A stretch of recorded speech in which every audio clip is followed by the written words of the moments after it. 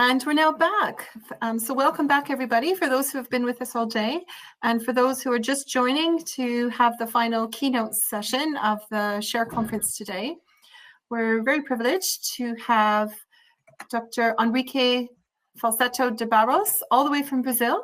And it's noon for him, but it's 4 p.m. for us here in the UK. But we do have people from all over the world joining us today, whatever time zone you're in.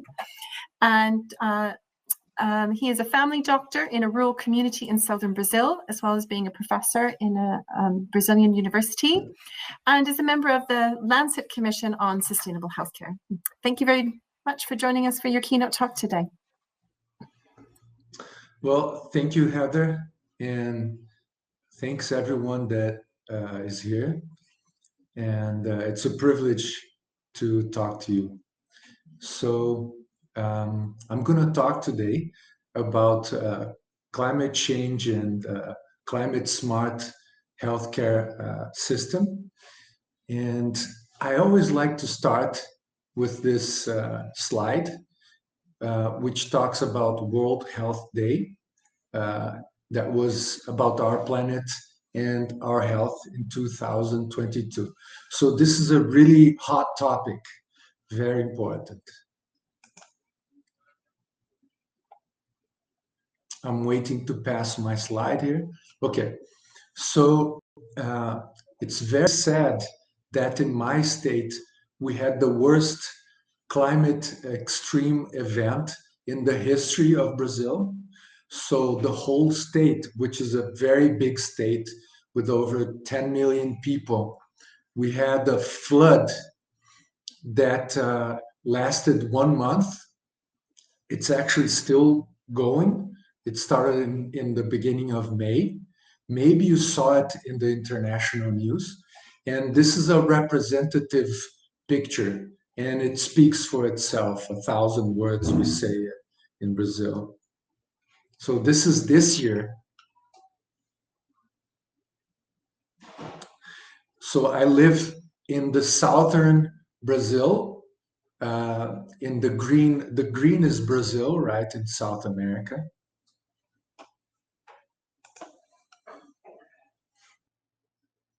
The slides take just a little bit to load. This is the New York Times picture of a patient in the emergency room being taken out by boat. And this is where I take my students.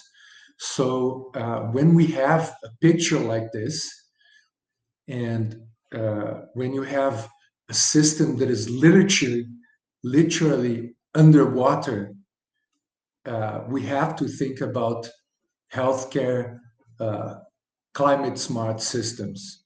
And we have to think about the job of healthcare professionals, including to mitigation, adaptation, resilience, and education. Now, when we think about climate change, we need to think about planetary health limits, which is really my interest.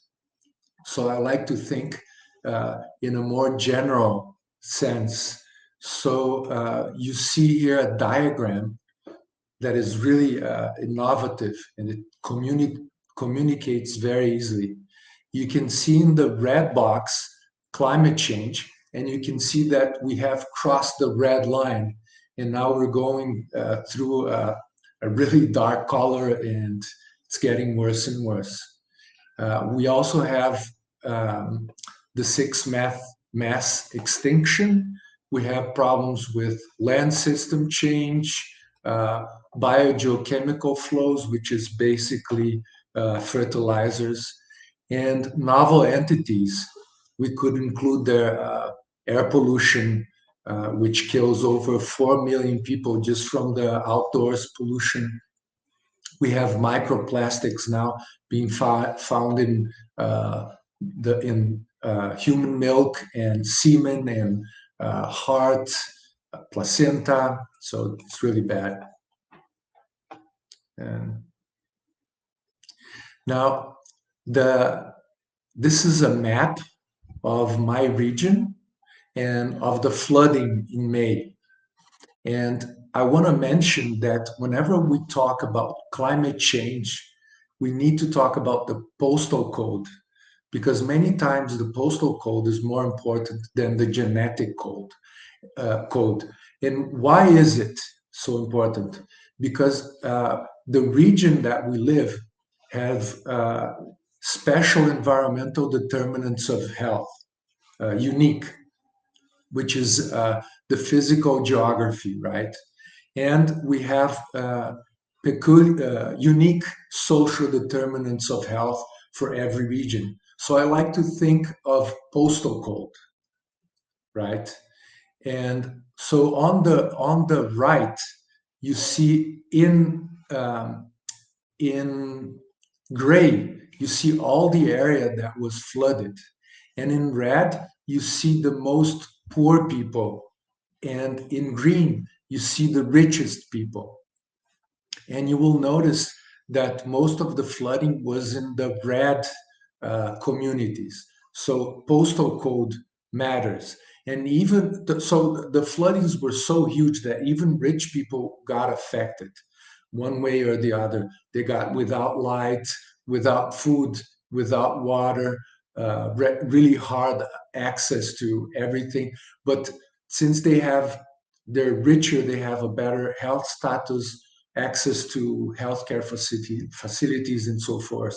So even richer people were affected, but they had more resilience. Loading the slides. When we also talk about the postal code, we can see who causes it and who suffers it. So the US historically has accumulated much more CO2 and other greenhouse gas emissions in the atmosphere, as well as Europe, Germany here in the center.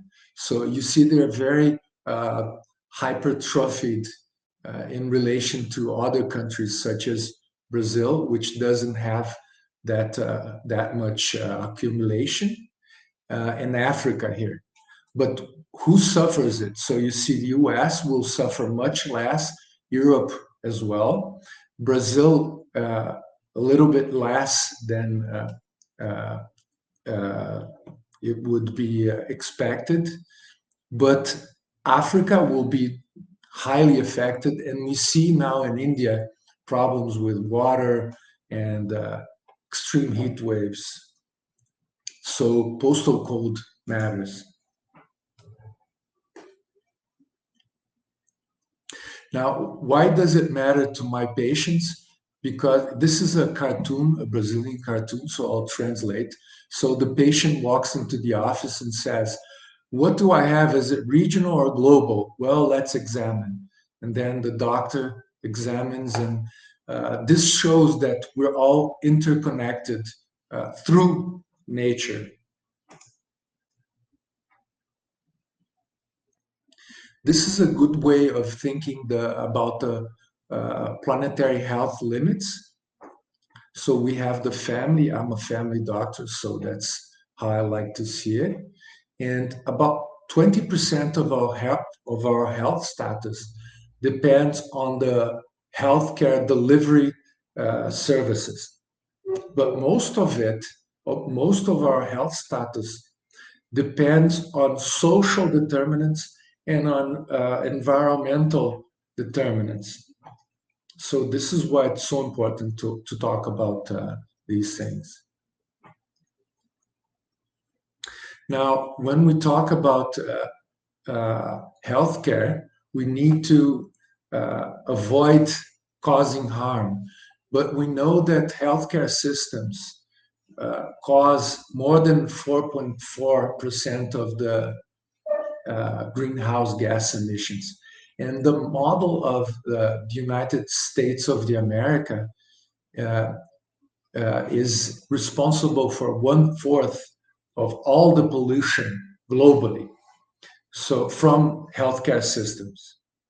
So the model there, which is hospitalized, highly fragmented, is not a good model. throughout the world, all healthcare systems, almost a third, many times a third of overdiagnosis and overtreatment. We see overdiagnosis and overtreatment. And that's roughly, it would be a third of all the pollution. So this is highly important. And I will try to talk about this a little bit further. When we talk about environmental pollution and the health of people, it's interesting to have a framework to think, or a lens. So in the middle here, you see interconnection within nature. That's the first thing. We need to realize that we are nature, and everything we do to nature, we're actually doing to ourselves. So we need to, in blue now, we need to think of our health, sorry, in ecosystems collapsing, because we need to build movements for systems change. And for that, we need systems and complexity thinking, so we get better health equity and social justice. This is an outpatient community clinic where I take my students for the family health strategy. We see a lot of cases, clinical cases, and I'm going to highlight 2 cases. So this is a girl and her mom, and she had dengue.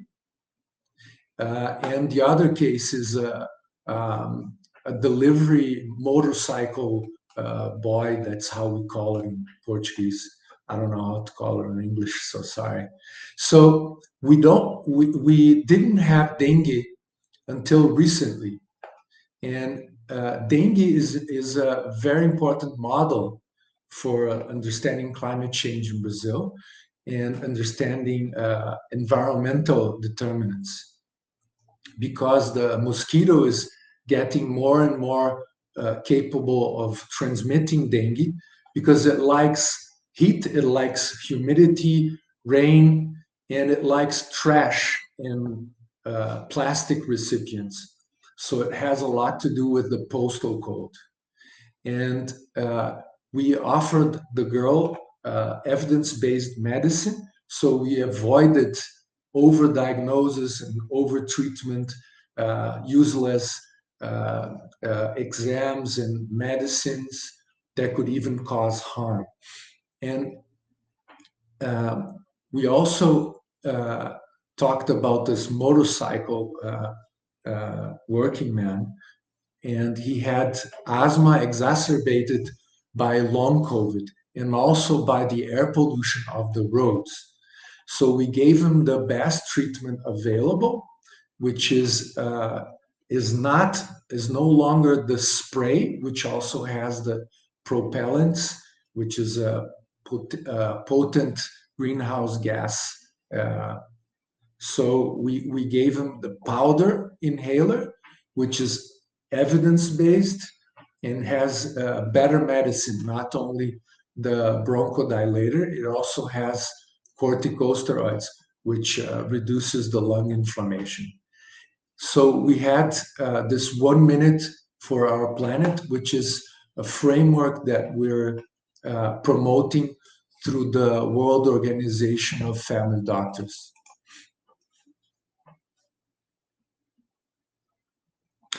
So when we talk to these patients, the girl and the working man, we try to address 1 minute for the planet within the framework of co-benefits as incentives for lifestyle changes.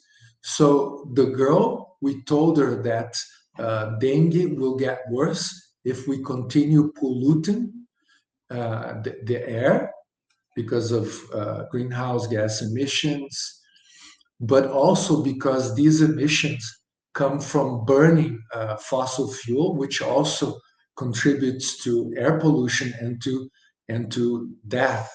So if she avoids fossil fuel and avoids eating red meat, for instance, she will reduce air pollution and will be better for her health.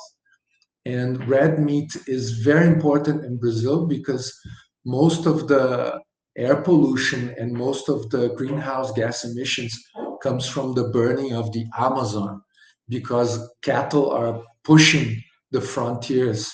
So if we reduce red meat, we will reduce Brazilian greenhouse gas emissions. And here, if you switch from the spray to the powder, you will have better health and much less pollution. So this is also an incentive. If the patient understands this, this is an incentive to change lifestyle. So we need to think of the traditional models of medicine, including organs and genetics and anatomy. And we need to include a more dynamic, complex, systemic way of thinking about the health status, which would include climate, migration, land use, air pollution, economy, politics, and so forth. We can't avoid these topics anymore. Now, I like to talk about this disease cascade and the healing journey. So we start with the upstream problems, which is the hyperpopulation of the world, a technology which is uncoupled and really sort of hates nature and doesn't care for nature, which is the considering healthcare systems, it's really overdiagnosis, overpollution, and ignoring nature-based solutions, and hyperconsumption, which is also driven by commercial determinants of health. For instance, in private healthcare plans, which stimulate you to consume more and more. It all produces hyperpollution, hyperexploitation of nature, which affects the postal code. And it's also modulated by the postal code, as I explained earlier, determinants of health, social and environmental. And it will get my patients and myself sick. Now we have the journey of healing, and I say here family doctor because it's really what I do and what I study. So we treat the patient, we treat the heat events, we treat the air pollution, we treat the flooding, leptospirosis, dengue, but we can also do evidence-based medicine within primary care, which enhances health equity. And within the healthcare systems, it increases efficiency, reduces overdiagnosis and overtreatment. So it reduces overpollution, over exploitation of nature, and it improves well-being. Well, well-being, we know that stabilizes population growth, and many times it can reduce, even make it negative, as we see in richer places, richer countries. And we hope that well-being will also reduce the need to consume, to overconsume. We say in Brazil that people like to have instead of being. So we hope that well-being, and if the healthcare professionals help people to be more well-being and less looking for having, right? And to look for more nature-based solutions, which is very strong in primary care. I won't get into details now. So here I am in the Lancet Commission for Sustainable Healthcare. And we have a very strong vision underlying that climate change is the greatest threat to health in the 21st century, but that it can be the greatest opportunity for global health in the 21st century.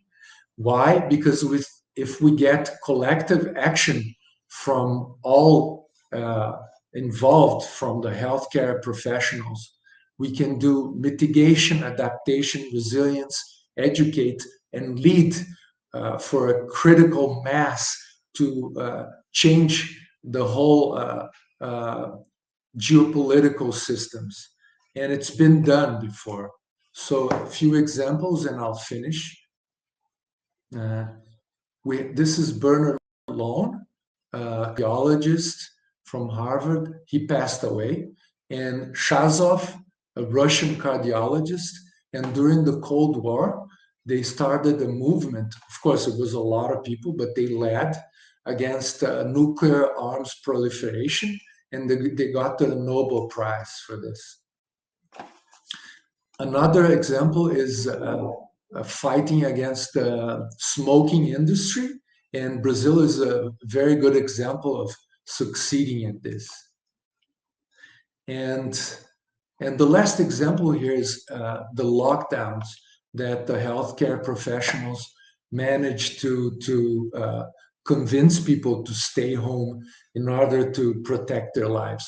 So we can do it as long as we communicate and lead society. And if we did the lockdowns, we most certainly can improve the climate change mitigation, adaptation, and resilience. So we have a dilemma here. Do we continue going to the left with business as usual, producing a lot of trash, or we take the greener, the more sustainable, climate smart pathway, which really means a smart healthcare system? So key messages: think healthy planet, healthy people. Then focus on evidence-based healthcare and all the co-benefits. Think 1 minute for the planet in consultations or on your daily lives. And for healthcare professionals, remember you are a leader. People look at you to know what is best for the person, family, community, and now the world, the planet. So thank you very much.